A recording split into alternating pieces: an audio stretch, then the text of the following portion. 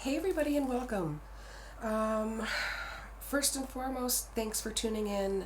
I think that the most important thing I just want to share with my community, current, future, is that with the coronavirus COVID-19 out there, I want everybody to stay safe and stay healthy. Obviously wash your hands, hydrate, and I have pre-existing conditions and a touchy immune system, and so I have, as of March 16th, 2020, kind of self-quarantining here. I had surgical stuff that I was supposed to go to the hospital for Wednesday that I have postponed, and there's a lot of people out there gonna have a lot of postponing in their medical management, treatment, diagnoses. And for that, I want all of those people to please stay strong.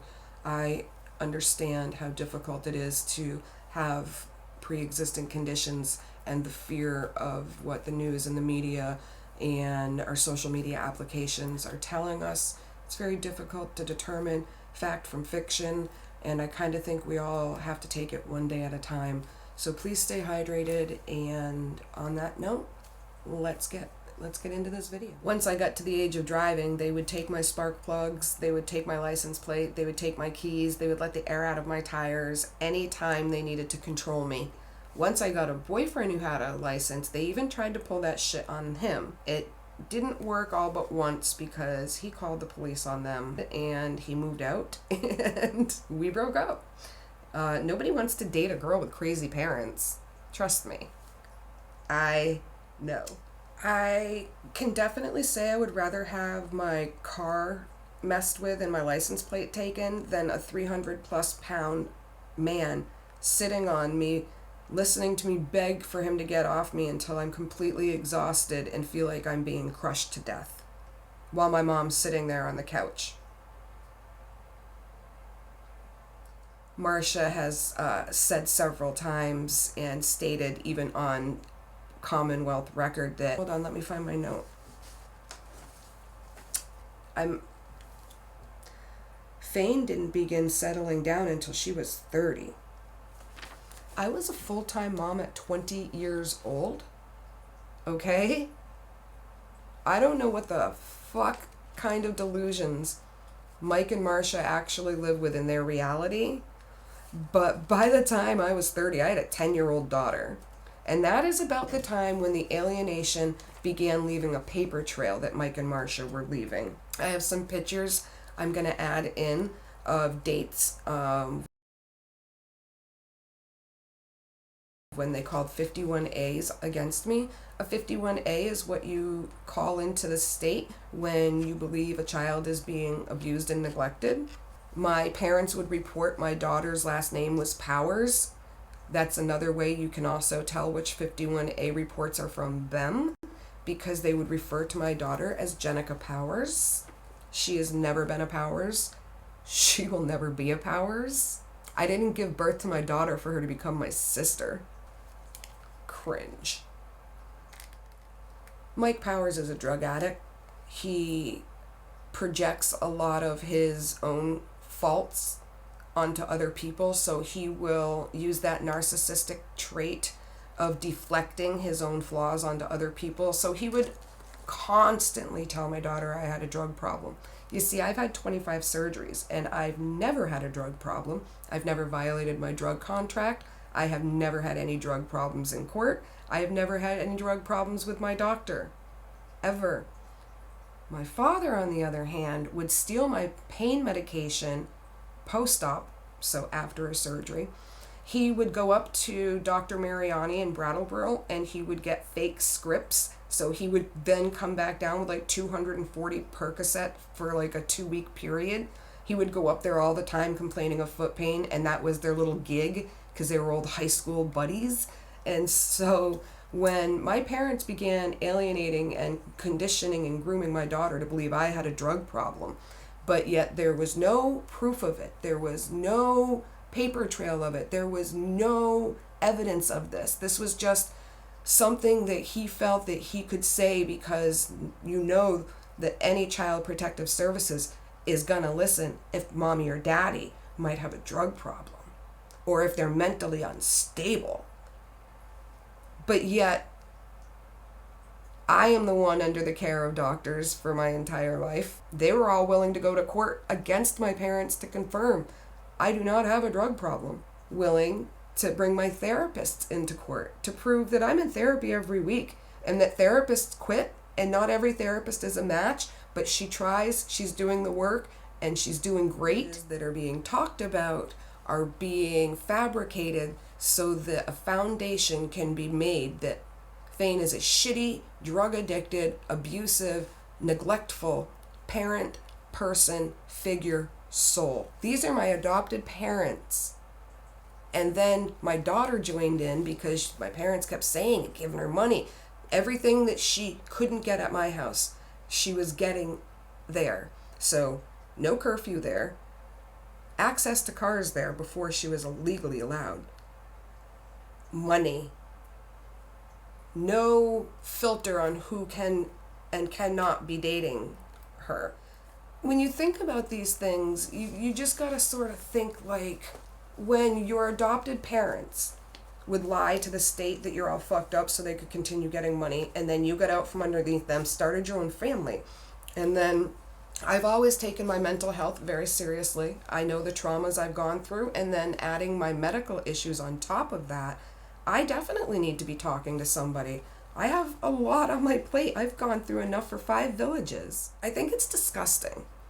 And I think when somebody accuses you of being a drug addict and there's no proof, there's no paper trail, there's no drug treatment, there's no drug violations, you're still getting your pain management every month from your doctors. Nothing was ever brought up in court. Nobody, except for the people who are trying to hate on you and take your pride and your self-worth and your child away from you. They're the only people who are saying this. You know, there are things that we're going to cover that my own daughter was coached to say, or actually believes, that were proven never to be true. And that's concerning because these people believe these things, and here we are all these years later, and if what they say were true, why have I never had a charge brought against me? Why are my doctors still willing to advocate and vouch and testify for me? Why are my therapists willing to advocate, vouch, and testify for me? I don't believe their doctors or therapists would vouch for anything that they've said or done against me. That right there, I get to sleep good because of that. I get to breathe fresh air every day because of that. I get to live with a good conscience because of that. Speaking of substance issues, Mike used to always drink. He drank so much and would be so abusive to Marcia and myself that he actually had to be put on medication, anti-abuse, and he actually had to start going to AA meetings, and he believes that because he needed anti-abuse and he needed AA meetings, that everybody who puts alcohol to their lips is an alcoholic and they need anti-abuse and they need AA. It's pretty disgusting because, again, that's him deflecting his own flaws onto the rest of the world. What he thinks is what he thinks the world actually is. And, I don't know. I couldn't live with being that kind of person. My dad's drug problem is so bad that my mom has to dose out his medications for him when he does have any kind of surgery or any kind of procedure, or he gets pills illegally from his podiatrist up in Vermont. It gets to the point where not only does she have to dose them out, she has to lock them up in a safe or hide them in cabinets.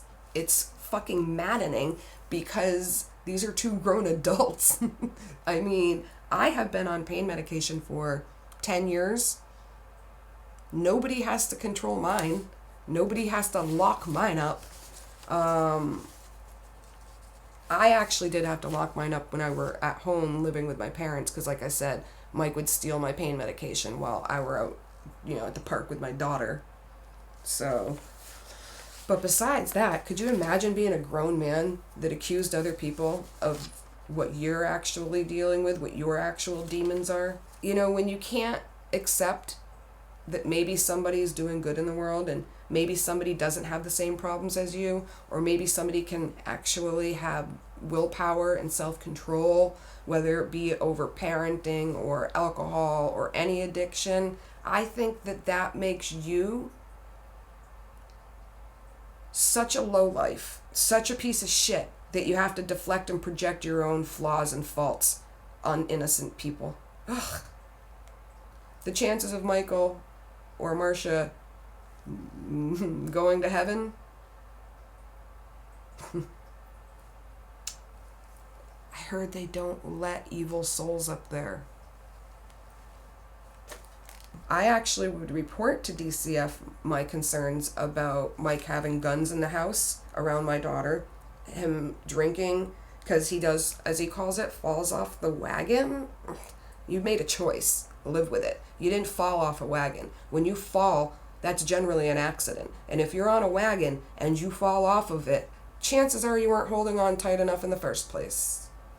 DCF didn't care because Mike and Marcia got money. And Mike and Marcia had already laid the foundation against me to make me, poor, low income single mom who had just gone through a messy divorce, who was a child of the state to begin with, who was not wanted in the first place, a horrible, shitty person. I think it's scary when people who have access to your children say those things and they have the money for people to believe it. When DCF is so stupid that they don't even check the family and probate court records, because by the way, DCF never checked the family, probate, and court records. The judgment that Judge Wilson, all the motions that were put in place, they don't even have them in any of their assessments, any of their notes. Anytime I had a meeting with caseworkers, they were like, we'll look into it. And they never did. So they don't actually know the bullshit legally that a judge noted against my adopted parents as well as my daughter's father. Pretty fucked up the kind of way the DCF works. Also, if you ever look up how much money, which is right on the first front page, the home page of the Department of Child and Family Services, if you live in Massachusetts and you have ℂ𝕆𝕚 as your caseworker, don't ever tell him that you clicked the link on the home page. He will retaliate by using your child against you. Proof of that. Oh, and if you make a Facebook post and you use the word dong at all, like my friend Andrea and I used to listen to Love Song by The Cure, check the video out. They're in a stalactite caverns, and we used to always joke about that. Well, first person who I had to come in contact and report to when my daughter ran away on May 22nd of 2014 was a man named Don, D-O-N. I'm making a Facebook post and it changes the word Don to Dong. My daughter was then taken from me because I was abrasive. Bitch, it was a fucking typo. If you are so goddamn insecure that you have to use a person's child against them and you have to say that I require a psychological evaluation because I supposedly called you a dong on a Facebook post? If I were gonna have called him a dong, I would have said he were a penis, a dick, a shaft. Anyway, the inaccuracies of the Department of Child and Family Services in the Commonwealth of Massachusetts are so many, I don't have enough life left in me to point out every mistake that's in my chart. It's pretty despicable that they can't do their job. Sometimes they couldn't even spell my daughter's name right, and she was in their care.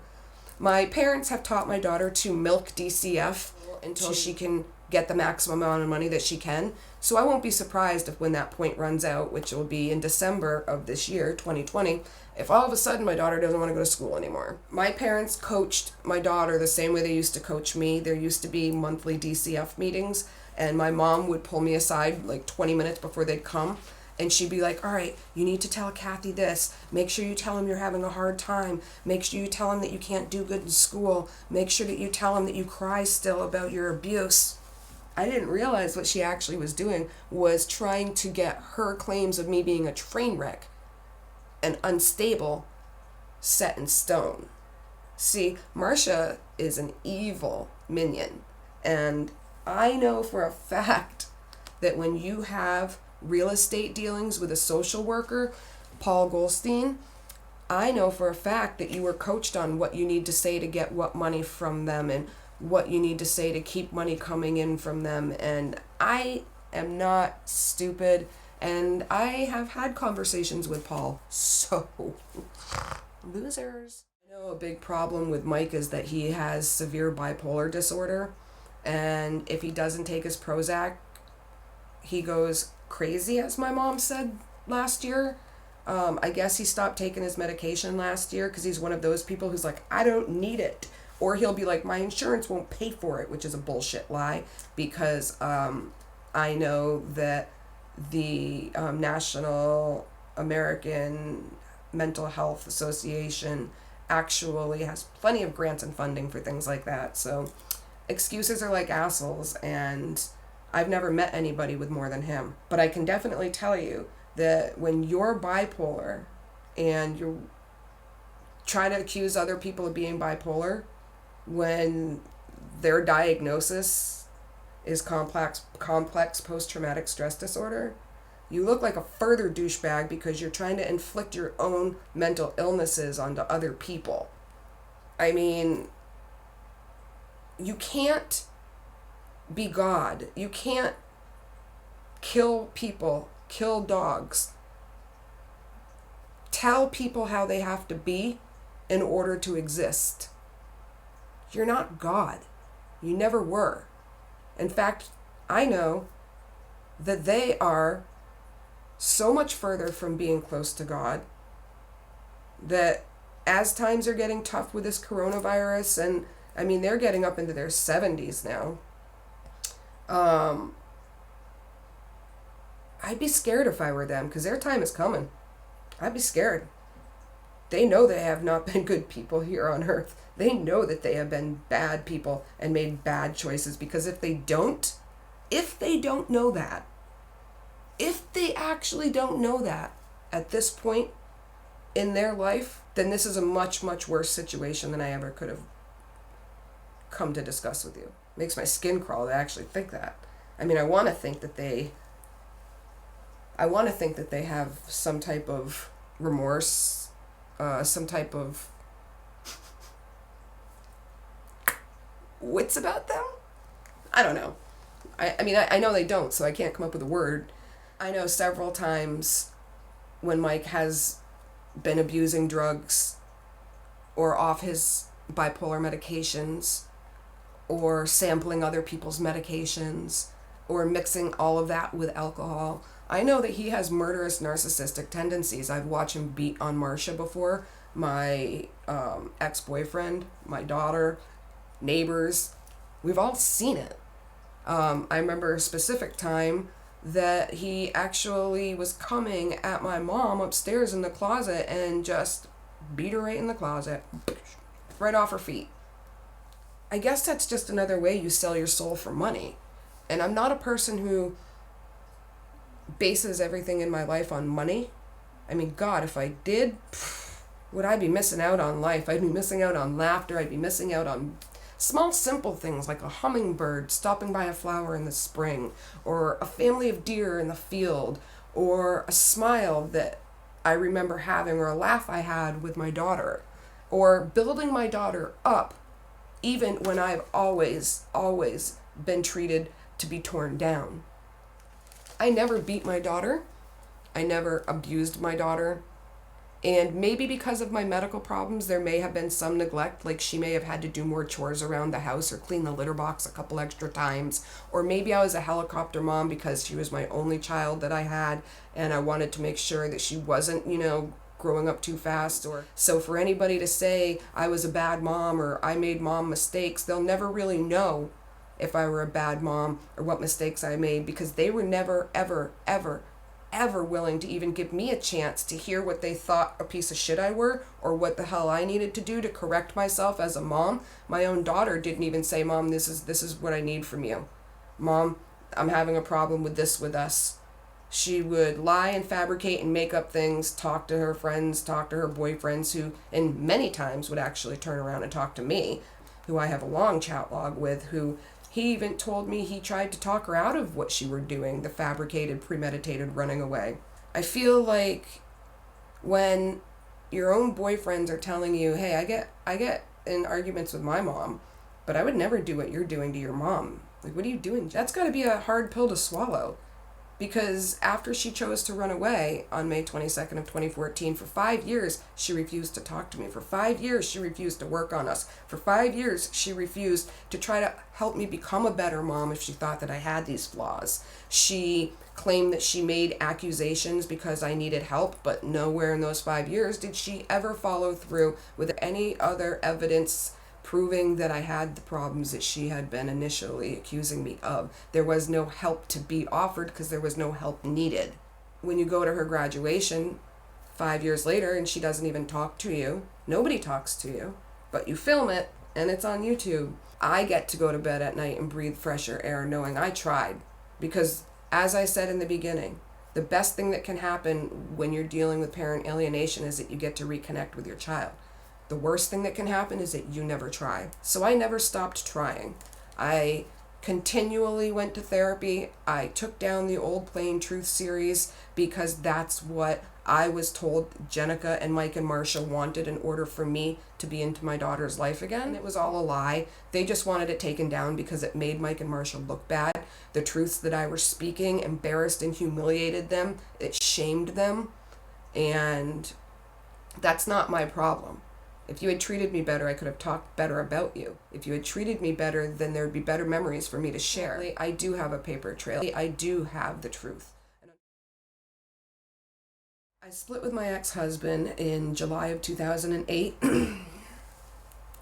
Not even going to waste my time talking too much about him, but that's when my parents really started thickening on their alienating and grooming of my daughter, telling her to lie to me, from me finding out that she was driving a car around at 13 years of age at 2 a.m, telling her, well, don't tell your mom, but when you turn 15 in the Commonwealth, you can choose where you want to live. My daughter turned 15 just before Christmas of 2013. The one Christmas my parents didn't have access to her. Well, they were accessing her at school and stuff. I didn't know. I thought they would be honorable people. I thought my daughter would respect me. And my daughter didn't need to know about all the judge's orders. She was a child to be growing up. She wasn't supposed to have to be in a discussion like, can I have your approval to leave your dad because he's abusive? And he's doing drugs and he's sleeping with other women and all of his friends are telling me this? Like, I'm not going to tell my 9-year-old that. And I'm not going to talk about that with my 14 or 15-year-old. So when my daughter and everybody wants to make me out to be the bad guy because I kept her from her dad, I kept her from her grandparents, I'm the one who was trying to be a responsible adult. I'm the one who was trying to offer her a stable environment.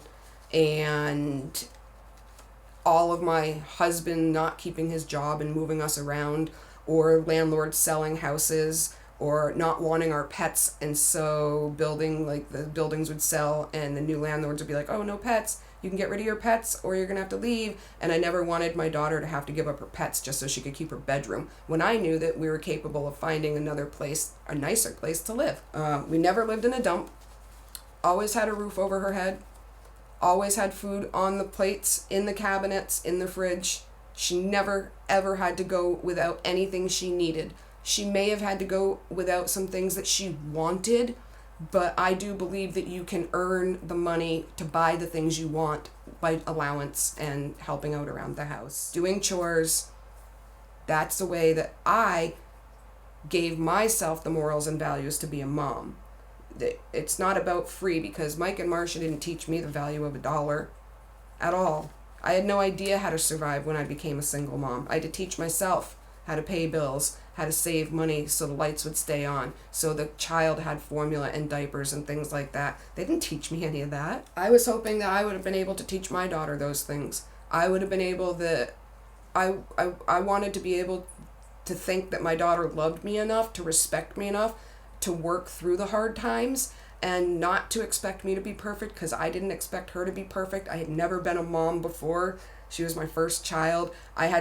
My adopted family, there was nobody in it. They were all adults. There was no children. I was the only child in the entire adopted family. No children. I didn't have all the skills I needed, but I was doing great. I was doing great. I still know I'm a great mom. And I know in the face of fabrications and lies and alienation, I know my truth. I think the best part is that no matter what I put up in these videos, nobody's going to be able to be like, no, Fane, I got proof she's lying. See. Here's a paper. You can even go down to the Commonwealth of Massachusetts, down right there to the courthouse, sit right there on that computer, and you can find the actual documents I'm talking about because they're public knowledge. In the whole 5 years that my daughter has been gone, there's never been a charge brought against me. I've never had a psychiatric evaluation. All my lawyers have been like, there's no need. They're just trying to play games with you. They're trying to use you being abused from 0 to 4 years of age like it's some foundation or statistical reason why you can't be a good mom. And I wasn't going to do that. I'm not going to play ball with people who don't even know the rules. You respect people who earn it. You don't make lies about people. If you can't find anything bad or wrong about a person, then I think you need to be real with yourself, and you need to be like, shh, her child just doesn't want to live with her. And I think one of the most damning things that I have is a conversation that my daughter had at the police station on 5/22/14, the day that she put into action running away, where she was claiming I was a drug addict and the neighbors would save her from me beating her, but yet there was no police calls. There was no neighbors that would even, like, all the neighbors that were questioned were like, I don't know what the fuck she's talking about. What? And then when at the last page it says, Jenica says that she wants to live with my parents, but she knows that my mom would be upset. That was her whole goal. That was the whole goal from the beginning. And she bounced from her friend's house to her dad's house to her grandparents, where she stayed and stays to this day. So she got what she wanted. She used the system successfully in a negative, narcissistic, abusive way. She took resources away from real children who were being really abused and put in dangerous positions so that she could call me a piece of shit, say horrible things about me, make me out to be a worthless piece of shit and a statistic, and make it out like I never did anything right or anything good. And unfortunately for me, she left a very thick, long paper trail, as did my parents. Unfortunately, like I told you earlier in the video, my ex-husband's, whoever he was screwing at the time, this happened to be Carla Harlow, I'll show you pictures, she would even call and make reports against me. And I didn't even know the woman. I just know that she were freaking trying to get pregnant and married to my ex-husband. The fucked up part about that is when my daughter went to go live with her and my ex-husband couldn't keep my daughter safe, and Carla's son sexually preyed upon my daughter to the point that DCF would not let my daughter continue living with her father, which, as I had told you earlier in this video, there were already concerns about my ex-husband keeping my daughter safe from sexual predators. So if they had gone back and looked at the family and probate court records, and they had actually not written me off before they even knew me, and they hadn't put so much weight into what Mike and Marcia actually were trying to get them to believe because they got money, maybe if they had actually done those things, and maybe if they had actually insisted my daughter get therapy with an appropriate therapist, maybe they would have kept my daughter safe instead of her actually being sexually preyed upon at Carla Harlow's. So Damien, her son, was sexually preying upon my daughter, trying to get her drunk, look at her in the shower, do weird things with her. It's fucked up. The DA never wanted to press charges, though, because Johnny wasn't willing to say that he knew for sure it happened. So that's that mess. And then she's been living with my parents or whoever she's dating, wherever she wants, whenever she wants, however she wants. And she's not accountable. She's not remorseful. She's not honest about the situation. My adopted parents are still very abusive to me. She sides with them because they give her cars and money and let her do whatever she wants. There was further disrespect just 4 days ago given to me. So I'm at the point now where I'm done with it.